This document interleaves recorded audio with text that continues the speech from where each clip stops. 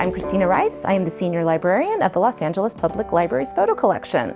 Now, our collection has over 3 million photos documenting life in Los Angeles from the 1850s to the present, which means there are a lot of photographers represented in our collection who produce these images. So today I wanted to focus on one of them, and that's Carol Westwood. So Carol Westwood was a local photographer. She primarily did a lot of film work, so she would be on the sets of movies, but she also, was a street photographer and loved the city she lived in and captured it, from downtown to the ocean. All of the photos she donated are digitized, so you can go to tessa.lapl.org to view the archive.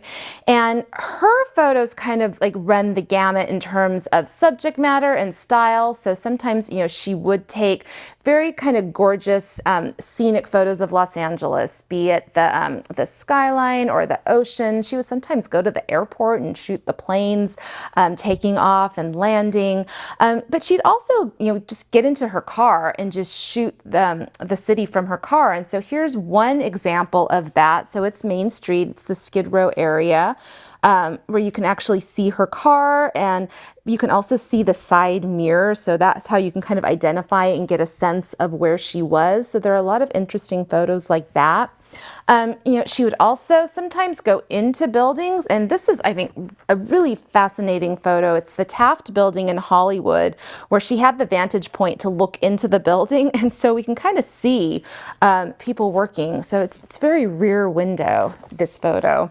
And then there are iconic photos of the Hollywood sign. Here's just a really interesting rear view of the Broadway Hollywood sign.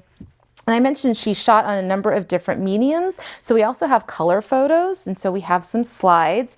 And sometimes she'll just do kind of whimsical things. So we have the Smith Brothers Fish Shanty Restaurant on La Cienega, the entrance of which is just a giant whale mouth. So this is something that no longer exists. Sadly, I never got to visit, but it's wonderful that we have this color, visual documentation of it. She shot on Melrose a lot. One of the images that really resonates with me is this image of Aardvark's Odd Ark secondhand clothing store, vintage clothing store on Melrose. And this was a shop I would go to quite a bit in the late 80s and early 90s. My mom, when I was in high school, she would take me there to do back to school shopping.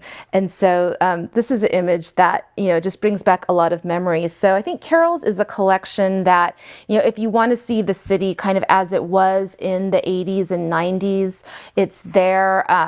If you lived through it, I think you can go and it can generate a great deal of nostalgia. And I think it's just also interesting to kind of see a photographer's perspective. So, we have all of these photos in our collection, and I think a lot of times people will search for specific things, which is great.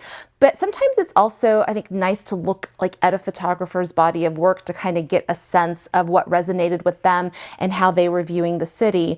And I think it also points out how important it is when, photos are posted online that the photographers need to be credited because, it was their vision. They produced this. And in Carol's case, she very consciously wanted to make sure that the world had access to her photos. So, the least we can do is honor her by crediting her. So again, if you want to visit Carol's archive, you can go to tessa.lapl.org, where there's also over 135,000 photos and counting from our entire photo collection.